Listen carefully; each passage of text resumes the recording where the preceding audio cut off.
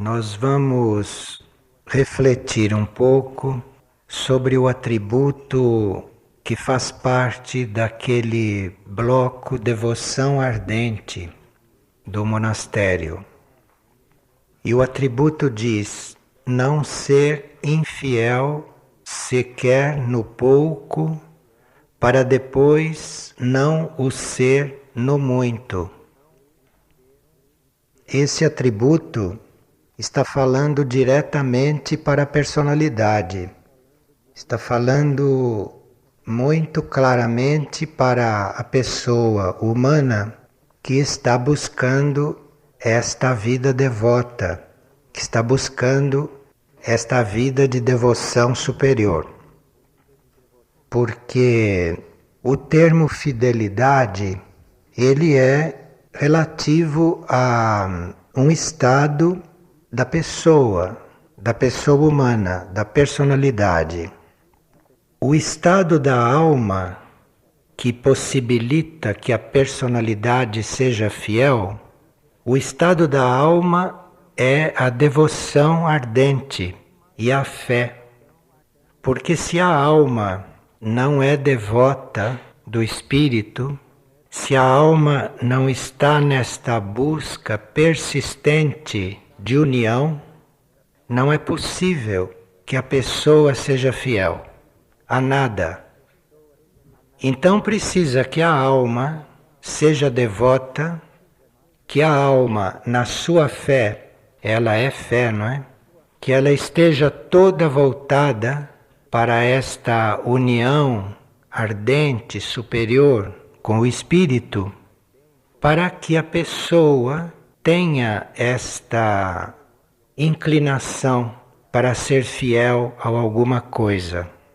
Então, quando a alma não está neste fogo ardente de querer esta união, aqui embaixo, na vida humana, fidelidade não existe, não pode existir, porque a natureza humana em si é muito instável, como se sabe.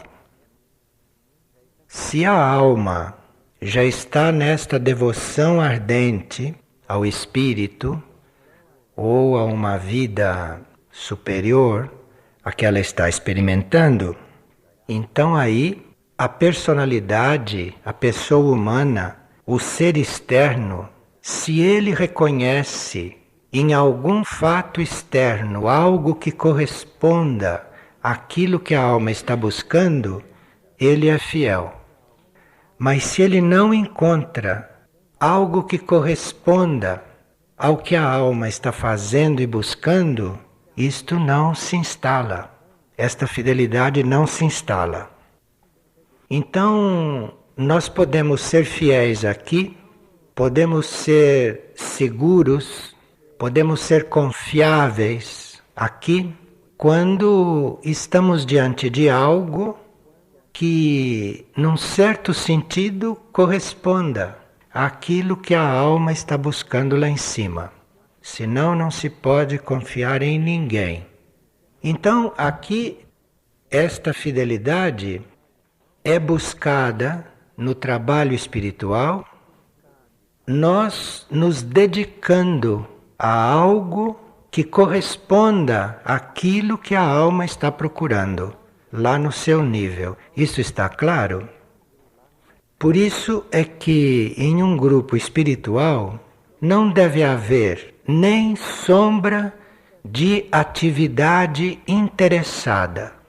Porque se houver qualquer interesse de tipo humano dentro da atividade, a fidelidade ali não pode durar. A persistência ali não pode durar, a continuidade daquilo não acontece. Então, para nós sermos fiéis aqui a alguma coisa ou a alguém, é necessário que aquele objeto da nossa devoção ou da nossa atração corresponda a algo que interiormente a alma está buscando. Num matrimônio, por exemplo, ou numa relação entre pessoas, Inútil que você tenha medo de ser traído. Você vai ser traído, certamente, se a sua relação com aquela pessoa não corresponde ao que a alma está aspirando.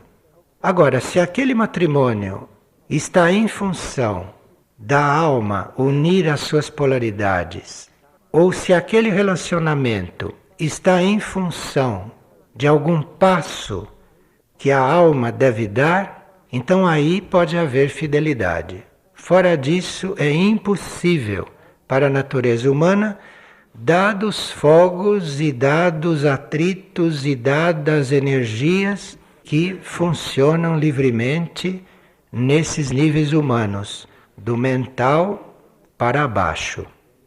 Então esta devoção ardente e esta fonte de fidelidade, isto se encontra do mental abstrato para cima. Isto não se encontra no nível pensante da pessoa. É por isso que quando alguém é fiel, ele não é fiel com a mente. A mente não sabe por que ele é fiel, porque isto não acontece realmente na mente. Isto pode se instalar na mente se aquilo corresponde a algo maior. Então, o trabalho em um grupo espiritual, e principalmente o trabalho em um grupo monástico, em um grupo de inspiração espiritual e monástica, a vida externa e tudo o que se passa entre as pessoas deve ser um reflexo daquilo que existe lá dentro. E a intuição das pessoas sabe muito bem disto. Quando nós estamos nos relacionando aqui fora humanamente e quando nós estamos nos relacionando em função de coisas da alma, de processos da alma. Então, numa compreensão deste nível, nós podemos falar em fidelidade. Mas se não, estaremos lidando com circunstâncias provisórias que logo vão demonstrar que não perduram e que acabam. E é por isso que os relacionamentos humanos em geral são tão efêmeros, não é? Por isso que as amizades dependem de interesses, dependem de como vão as coisas. E se as coisas não vão como se espera, acaba a amizade, acaba o matrimônio, acaba tudo. Porque isto é mesmo um nível de instabilidade natural.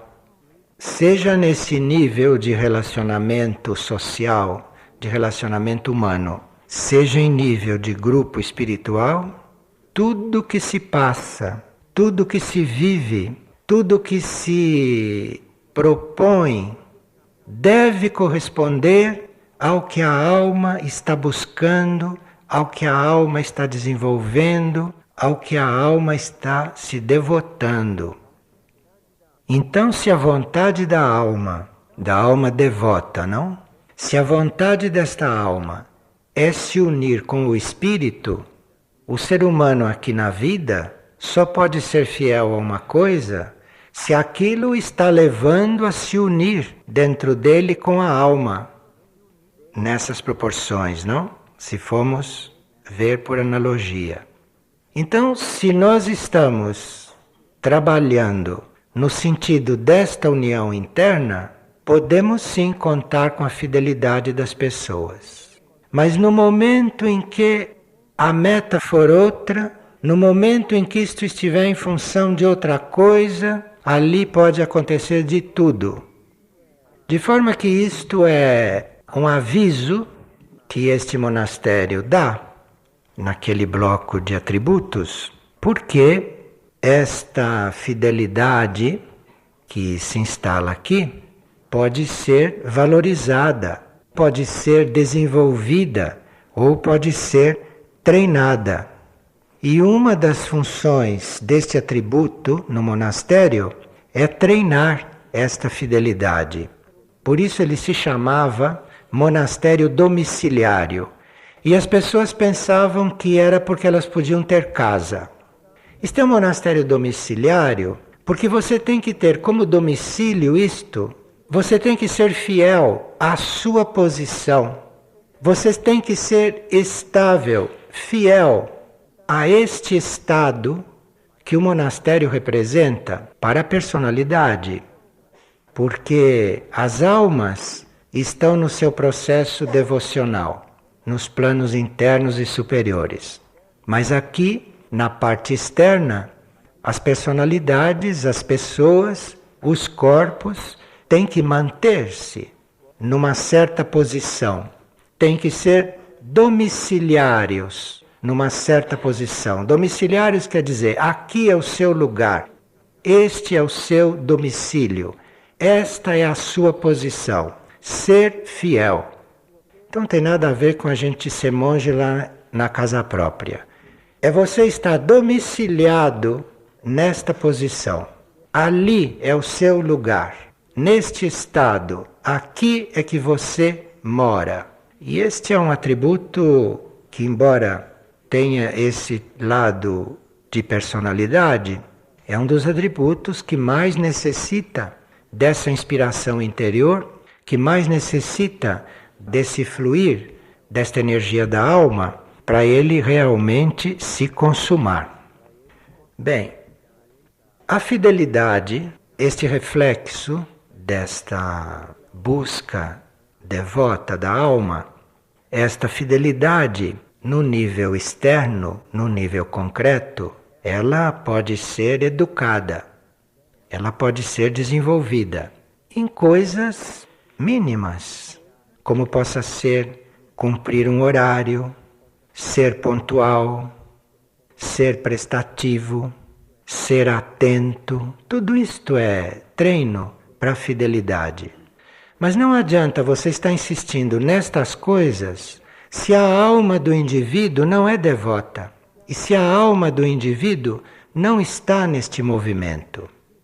Então, no monastério ou na vida espiritual, no grupo espiritual, pontualidade, presteza, atenção, horários, organização, isto tudo não é em função do relógio. Isto é em função do treino à fidelidade, porque os corpos tão instáveis como são, a natureza humana tão mutável como é, ela necessita desses estímulos, ela necessita desses parâmetros.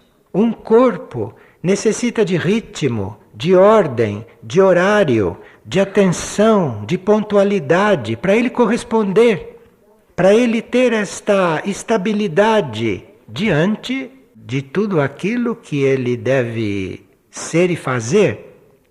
E a fidelidade nesse nível concreto, nesse nível externo, nesse nível físico, desde que haja todo esse cuidado, desde que haja toda essa estrutura ordenada para que o corpo e para que o ser possa se educar, para que o ser possa se reunir, então aí existe um trabalho mais sutil do que este dos horários, da pontualidade, da presteza, da atenção. Existe um trabalho mais sutil para se fazer neste plano, para nós desenvolvermos esta fidelidade, ou para nós nos confirmarmos como seres fiéis. Isto é, você trabalhar sempre o cuidado com tudo e com todos, a dedicação àquilo que você faz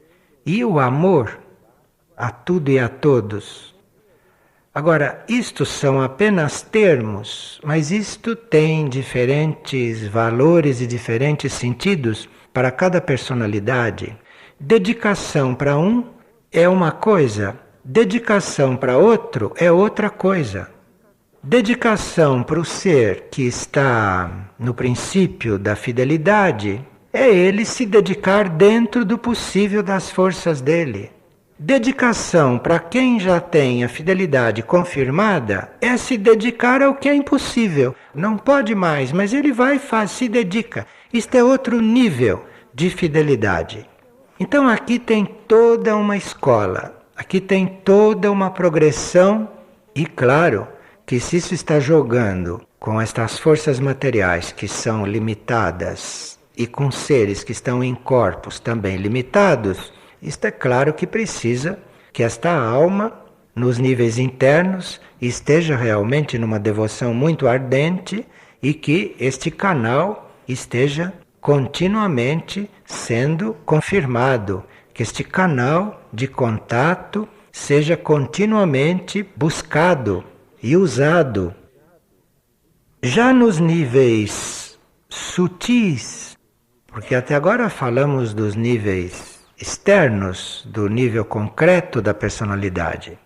Já no nível sutil, se trabalha isto e se desenvolve isto, procurando manter essa recordação do eu superior, procurando manter esta pergunta constante ao eu superior, qual é a sua vontade. Isto se treina a fidelidade no mundo sutil, porque mesmo no mundo sutil há forças em circulação que levam a nossa atenção sutil para outras coisas, para outras direções. E aqui também, nesse nível mais sutil, nesse nível aonde nós estamos fazendo um esforço para nos mantermos lembrados da existência de uma vontade maior, então aqui se está treinando a fidelidade. Se é fiel a esta posição, se é fiel a esta lembrança de que existe uma vontade maior, de que existe uma vida maior. Isto é fidelidade no plano sutil. E veja como nós, como pessoas, somos infiéis no plano sutil também, porque quem é que se lembra de Deus o tempo todo? Então veja que esta alma, lá no nível ardente, lá no plano mais interno, mais profundo, esta alma, ela também, por sua vez, necessita de muita força do espírito para se manter assim. E o monastério existe para criar uma oportunidade para nós fazermos esta linha de contato.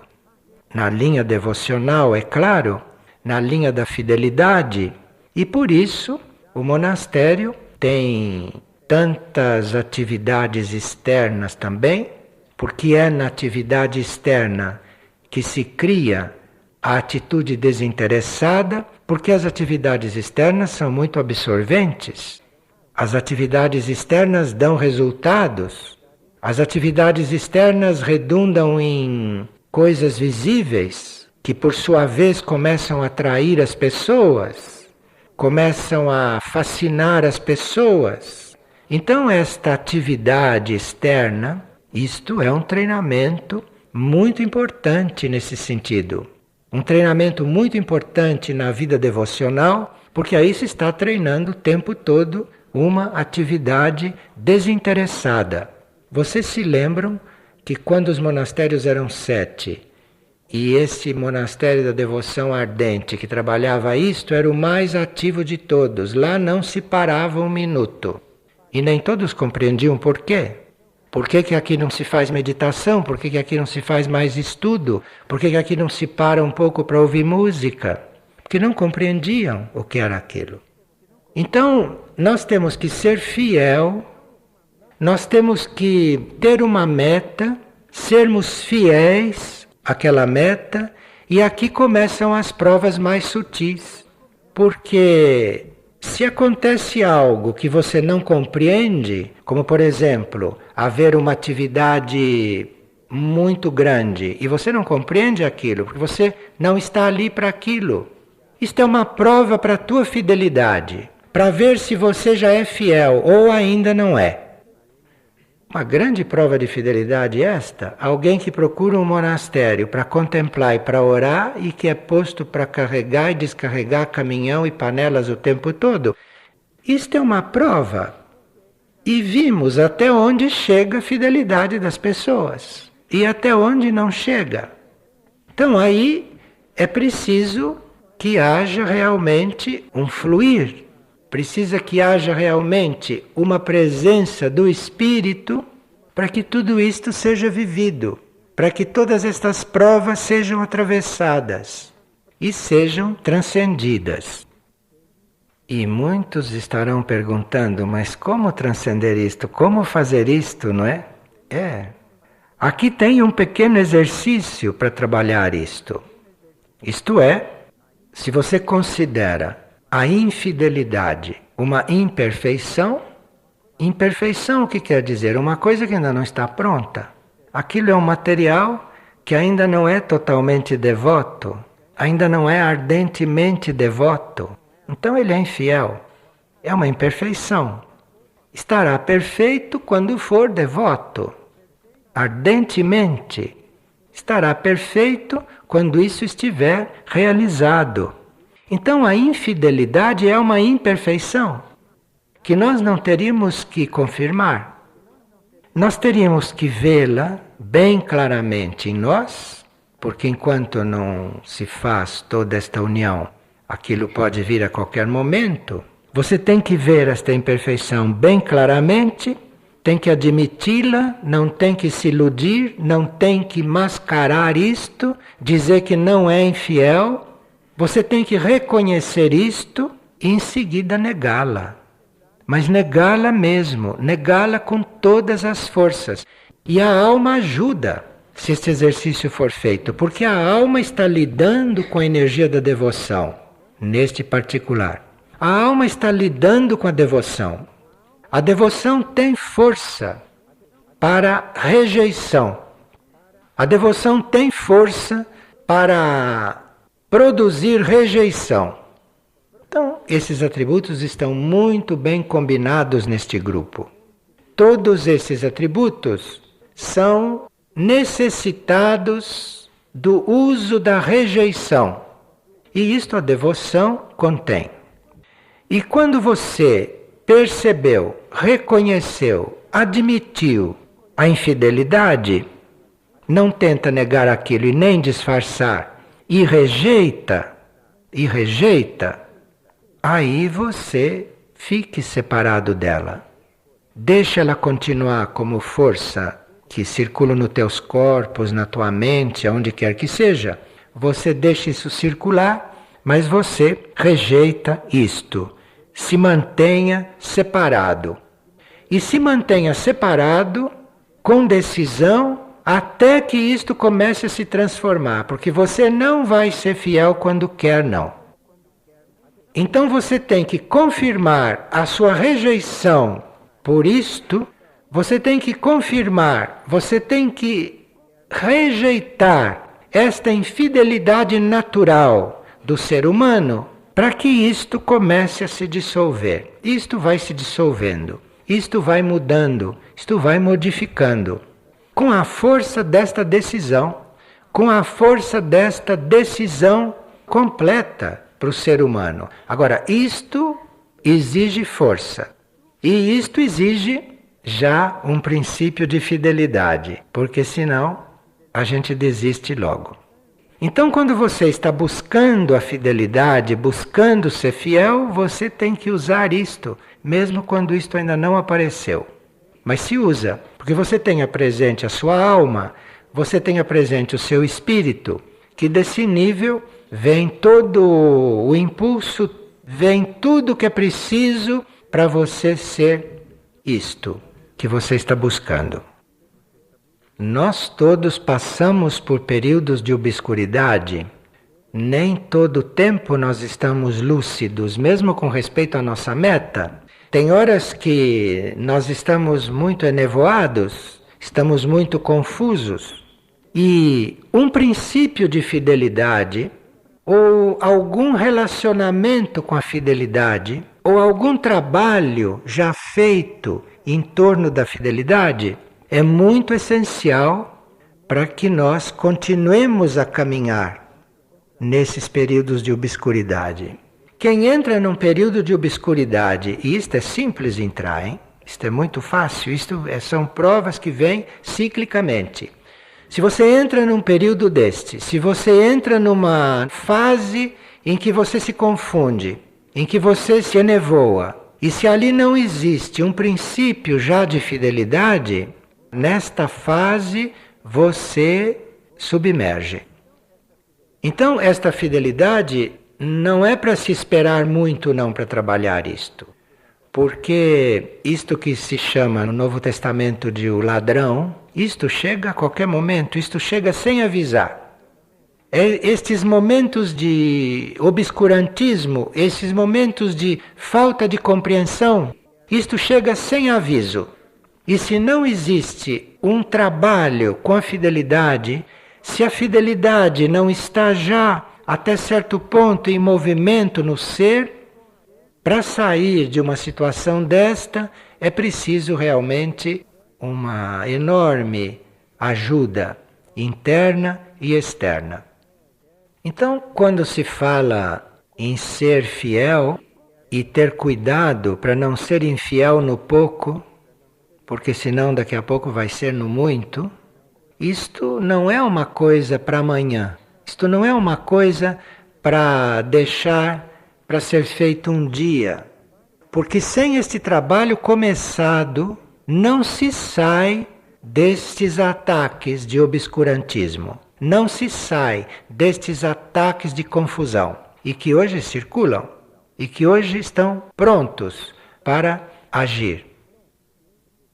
De forma que este é um atributo muito atual, é um atributo muito oportuno que nos levará a uma maior segurança, nos levará a uma maior união com esta devoção superior da alma, que o monastério propõe para todos nós, um trabalho neste sentido.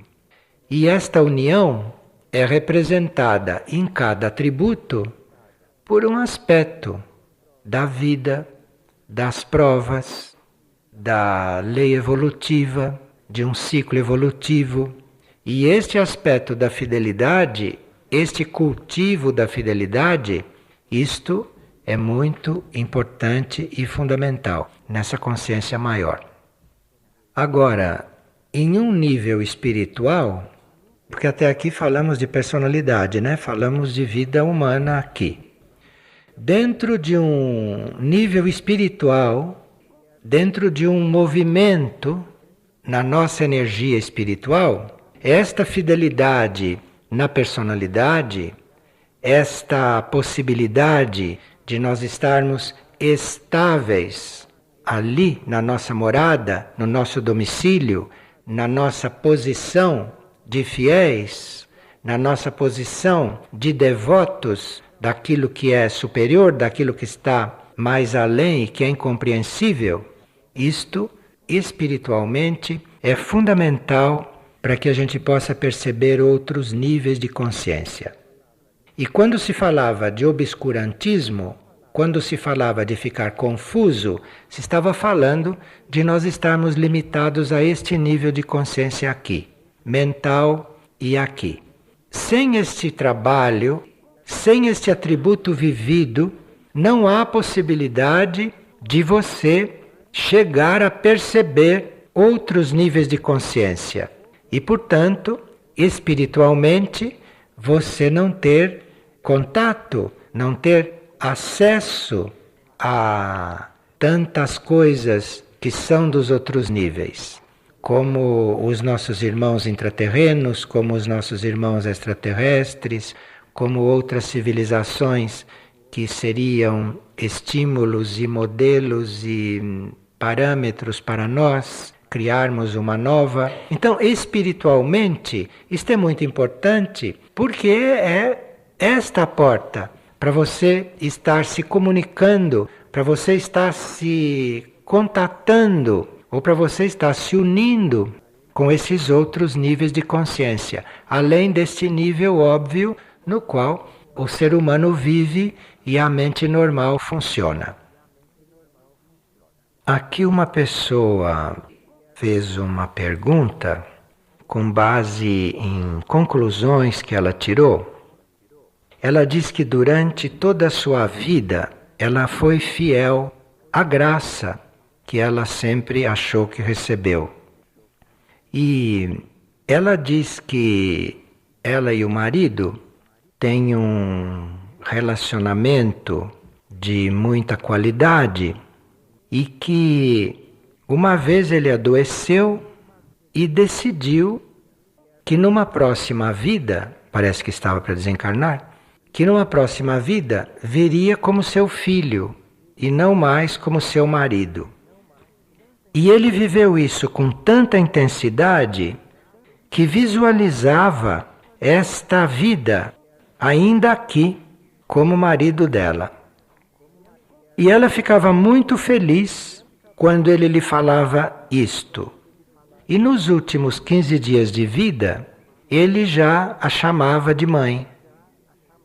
E a atitude interior dela foi de aceitação.